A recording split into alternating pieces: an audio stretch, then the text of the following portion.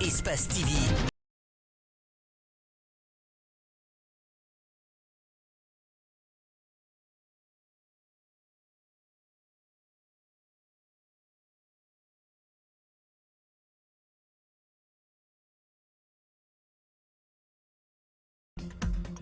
Le 19h45, c'est maintenant. Bonsoir, bienvenue à tous. Voici pour vous le sommaire.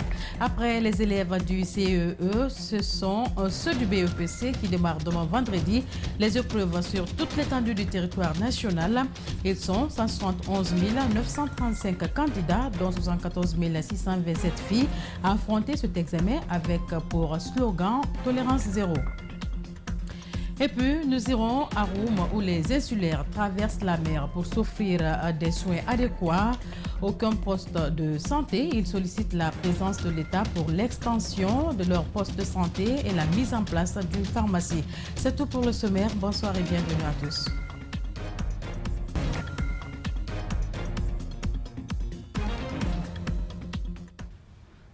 Tout d'abord, le CELI national de Guinée s'impose 1-0 face au Malawi ce jeudi au stade général Lansana Conté de Nongo. C'est dans le cadre de la deuxième journée des éliminatoires de la CAN 2023 qui se jouera en Côte d'Ivoire avec les succès de la Guinée et de l'Éthiopie. Toutes les équipes du groupe D comptent 3 points lors de la troisième et de la quatrième journée. La Guinée jouera en double confrontation contre l'Éthiopie au mois de septembre prochain. Je vous le disais au sommaire, 171 935 candidats, dont 74 627 filles, prendront part demain vendredi au brevet d'études du premier cycle sur l'ensemble du territoire national dans les centres, écoles et directions communales. L'heure est au dernier réglage, en ce qui concerne donc la commune de Matam, où notre équipe a fait un tour ce jeudi. Des candidats attendent toujours l'affichage des PV. Le DCE, de son côté, rassure que tout est prêt pour le bon déroulement. Reportage Guéna Bangoura, Ibrahima Souri 5 Souma. Prévu pour 5 jours, les candidats au brevet d'études du premier cycle affrontent les premières épreuves demain vendredi avec la rédaction et l'histoire. Dans les salles de classe, tout comme dans les rues, les candidats sont à pied d'œuvre pour passer ces évaluations dans les meilleures conditions. Les préparatifs, en fait, ça se passe très bien. Nous, les candidats qui sommes là, il y a d'autres qui sont partis voir leur centre. Même nous, on est partis voir notre centre. Mais d'abord, les délégués des écoles n'ont pas fini d'afficher d'abord le numéro des tables. Dans la cour de l'école primaire Lansé-Bougny, un des centres du BEPC, les candidats défilent devant les classes dans le but d'identifier leur salle. À l'intérieur, des matériels sont visibles. On est venu chercher notre centre, mais malheureusement, on n'a pas encore affiché nos PV, donc on nous a dit de revenir encore à 15h. 5 445 candidats, dont 2 250 filles pour l'enseignement général et 112 candidats pour 35 filles en franco-arabe qui sont concernés dans la commune de Matam. À la DCE, le directeur communal de l'éducation de Matam reçoit les délégués pour la signature des ordres de mission, la remise de l'emploi du temps, ensuite échanger sur les dispositifs. Nous avons 14 centres, 13 centres d'enseignement général et un centre de franco-arabe, n'est-ce pas? Et dans tous ces centres, aujourd'hui, à date, tout est prêt. Les surveillants sont identifiés, les salles sont identifiées, les salles sont équipées en table-banc, n'est-ce pas? Les candidats ont identifié leurs salles et ils ont tous leur carte spéciale examen. Pendant ce temps, certains établissements privés retenus à cet effet ont mentionné les PV sur les tables-bancs. À noter que seuls les délégués sont habilités à détenir un téléphone dans les centres pendant ces examens nationaux. Correction des copies de l'examen d'entrée en 7e année. Les opérations ont démarré hier mercredi sur toute l'étendue du territoire national. Les candidats cette année pourraient ne pas avoir à attendre longtemps pour connaître leurs résultats. À Mototo, où notre équipe s'est rendue, les travaux ont été repartis en commission et tout semble bien se dérouler. Mohamed Valek Touré, Ablaï Kamara. Selon certaines indiscrétions, tout se déroule bien dans les différentes commissions de correction sous le regard des superviseurs et conformément aux instructions de la direction des examens.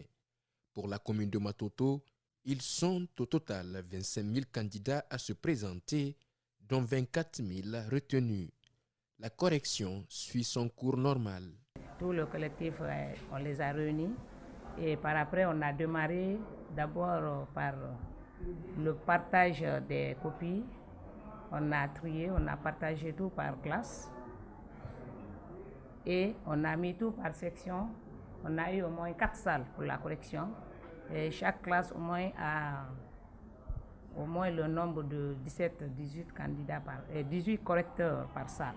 Après les phases écrites et orales qui se sont déroulées il y a de cela une semaine, les correcteurs évaluent désormais les performances des enfants. Les contrôleurs et les chefs des sous-commissions ont des piles de copies à voir minutieusement. Les correcteurs sont répartis en 3 groupes. Il y a un premier groupe qui conditionne les plis et qui les met dans l'état de 1000 et qui envoie au groupe qui corrige. Et quand ce groupe-là finit, on nous envoie, nous faisons le relevé des notes. Et là, nous avons des fiches qui contiennent les anneaux et avec les copies qui sont là. Pour le moment, aucune anomalie. Tout se passe dans les meilleures conditions. Nous avons commencé depuis avant-hier. Nous sommes sur la 2e matière aujourd'hui. Mais il y a 3 équipes qui évoluent.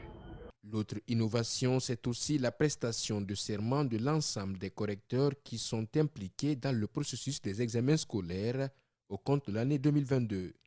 Tout ceci pour aboutir à des résultats crédibles qui reflètent le véritable niveau des apprenants. Autre actualité de cette édition, les toilettes du service de la maternité de l'hôpital Ignace Dine sont souvent fermées par les responsables pour diverses raisons, notamment lorsqu'elles sont bouchées. Le week-end dernier, notre rédaction a reçu des plaintes de certains patients. Notre équipe est allée s'enquérir des réalités. Rosaline Goto-Monemou, Ibrahim Assouma. Au-delà des frais d'hospitalisation, ils sont nombreux ces patients et accompagnateurs qui se plaignent du paiement de frais pour des toilettes externes de l'hôpital Ignace Dine et de sa fermeture dès 16 heures. Le week-end dernier, d'autres ont également signalé la fermeture des toilettes internes du service de la maternité. Ils fustigent cet état de fait et souhaitent une amélioration. Pendant toute la nuit, si tu veux sortir, tous les femmes ni hommes, ils prennent le pot. Or que chaque personne paye ici 180 000 pour une lit.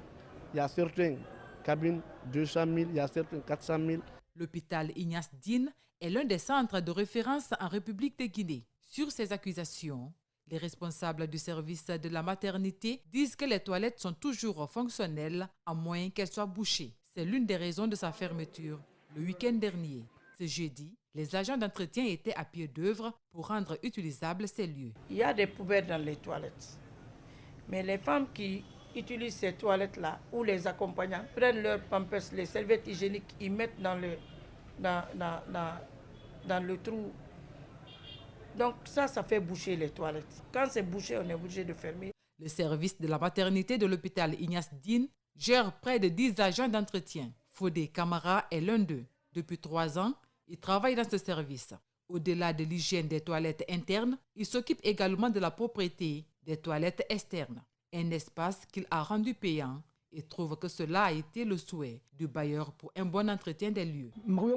L'argent que je reçois, personne ne me demande des comptes. L'essentiel est que les toilettes soient propres. La direction me paye également à la fin de chaque mois. Les responsables du service de la maternité de l'hôpital Ignace Dine invitent les patients et visiteurs du centre à une bonne utilisation des toilettes tout en mettant les déchets dans les poubelles placées un peu partout, afin d'éviter désormais que les douches se bouchent. Je vous l'annonçais au sommaire. Jusque-là, l'État guinéen n'a muté aucun médecin au poste de santé de Roum. Les insulaires de cette île de prédilection des touristes traversent des kilomètres en mer pour s'offrir une prise en charge sanitaire. À ce jour, le poste de santé de Roum est animé par 2 infirmiers volontaires qui évoluent avec les moyens de bord. Ils demandent un coup de main aux autorités en faveur de la communauté de Roum en leur dotant d'une pharmacie digne de nom, l'extension de leur poste de santé ainsi que la prise en charge des infirmiers. Ali Badara Kamara et Ibrahim Souri Kamara de retour de Roum. C'est l'une des îles les plus convoitées par les touristes. Avec une population d'un peu plus de 1400 habitants, les insulaires du Rum ne sont pas à l'abri des risques sanitaires. Ici, le taux de natalité s'accroît au jour le jour. Des femmes enceintes traversent difficilement la mer pour le respect du calendrier vaccinal. Elles sont consultées à partir de ce poste de santé par 2 infirmiers qui travaillent volontairement. On n'est pas payé par l'État, on n'est pas contractuel, juste on fait le volontariat ici. Tu as vu, des fois on s'échange, chacun, voilà. Des fois lui va faire quelques temps à Conakry, et moi je suis là, et quand il est là, moi je traverse aussi. À Rum, les cas de paludisme sont les plus fréquents à ce poste de santé. Dans le poste, seulement 3 lits d'hospitalisation pour tout le village. Toutefois, le besoin médical augmente tous les jours. Ici, le besoin est pressant pour ce qui est des matériels de travail et des produits pharmaceutiques. Au point de vue médical, l'équipement, il y a manque un peu de l'équipement. En dépit des conditions de travail, les animateurs du poste de santé de Rum sollicitent une prise en charge de l'État. Comme nous avons eu le courage d'être ici, parce que 80% des fonctionnaires métiers ici n'acceptent pas de rester. Si nous sommes aussi en fonction publique, on est payé à la fin du mois. Est-ce qu'on peut perdre le courage? Non.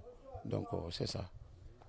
Construit depuis des décennies, le poste de santé de Rum n'a jamais bénéficié d'un projet d'extension, encore moins de rénovation. Une seule chose retient ces agents de santé publique, c'est le courage.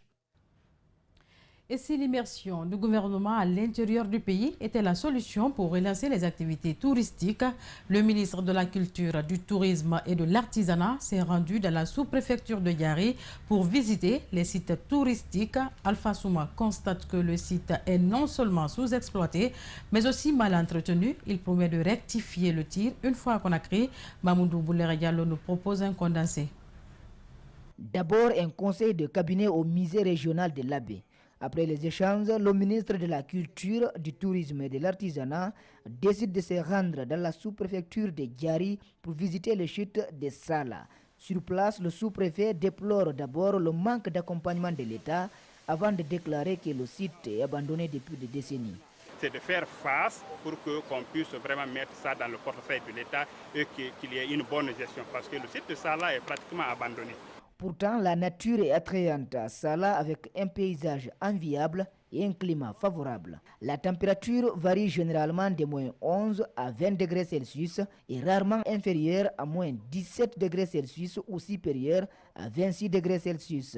Le ministre dresse son constat. Vous voyez derrière moi une image vraiment idyllique d'un endroit touristique rêvé, beaucoup de potentialités, de non-potentialités touristiques, mais l'accueil n'est pas là. Et quand un campement a été construit dans ce sens-là, malheureusement c'est mal exploité. Les villageois essayent tant bien que mal de faire marcher les lieux. Malheureusement, la structure qui a été mise en place ne fonctionne pas très bien. À écouter les responsables locaux aussi, la gestion de ce site touristique ne profite pas à l'État. L'inspecteur régional de la culture sollicite une réglementation avec des actes juridiques. Actuellement, le département dont je représente à l'Abbé n'est pas imprégné de la situation. Partout tu passes pour savoir réellement qu'est-ce qui se passe sur ce site, tu n'arrives pas à voir les réalités. Donc nous appelons tous les professionnels du domaine qui ont la gestion de ces domaines touristiques, de ces sites touristiques, de venir nous voir pour qu'ensemble nous voyons comment évoluer. Le ministre Alpha Souma promet de formaliser la gestion des chutes de Sala dans un bref délai. Tenu mercredi d'un atelier de renforcement de capacité des conseils nationaux de la transition sur l'inclusion des handicapés. L'objectif pour l'UNICEF et le CNT est de promouvoir le droit à la survie, au développement, à la protection, surtout à la participation de tous les enfants vulnérables en Guinée. Mariste Camara commente les images d'Ibrahim Camara. Pour améliorer les conditions durables et éliminer toutes les formes de discrimination, afin de donner de l'espoir à ces personnes vivant avec handicap, Les autorités guinéennes ont adopté la loi portant protection et promotion des personnes handicapées en Guinée sous l'impulsion du président de la transition. L'inclusion de la problématique du handicap dans la législation, les politiques et programmes nationaux reste une priorité des Nations Unies en général et de l'UNICEF en particulier, depuis l'adoption de la Convention relative aux droits de l'enfant en 1989. De nombreuses personnes handicapées ne se sont pas fait recenser. Par ailleurs, l'Organisation mondiale de la santé affirme que le nombre des personnes handicapées de notre pays est estimé à 15% des populations globales, soit 1350 000 personnes handicapées. La majorité des personnes handicapées ne contribuent à rien à la vie économique et sociale du pays, parce qu'elles sont exclues et marginalisées au sein de leur communauté. Si les personnes handicapées plaident pour leurs droits, cela prouve à suffisance que le pays qui les accueille est encore loin de la démocratie, souligne le président du CNT dans sa Kourouma. Ça veut dire que la manière dont les personnes handicapées sont regardées dans notre société, quand elles sont discriminées, abandonnées, ségrégées, parfois sacrifiées, ça veut dire qu'on est très loin d'atteindre nos objectifs en matière de démocratie. 1,8% des personnes handicapées n'ont pas la possibilité de faire un choix pendant les élections à cause de plusieurs facteurs. Et cela reste une préoccupation essentielle pour le président de la transition. Le conflit russo-ukrainien fait rage et risque de s'enliser. D'un côté, l'Ukraine soutenue par les Occidentaux et de l'autre côté, la Russie déterminée à aller au bout de son opération spéciale. Des allégations de violation des droits humains sont avancées, mais très difficiles à vérifier vu l'intensité des combats. Les civils pris au piège sont les principales victimes. Mamadou Kalisso, Lamine Girassi, Alseni Kamara. Le droit international humanitaire ne peut certes pas interdire les conflits armés, il les encadre. Le conflit russo-ukrainien fait rage depuis 3 mois.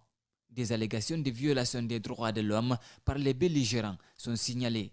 Les belligérants sont tous tenus de respecter le droit international humanitaire et mettre cela en œuvre. Et donc nous pouvons noter, parce qu'à travers certains observateurs, notamment les Nations Unies, et certains ont parlé de violation des droits de l'homme.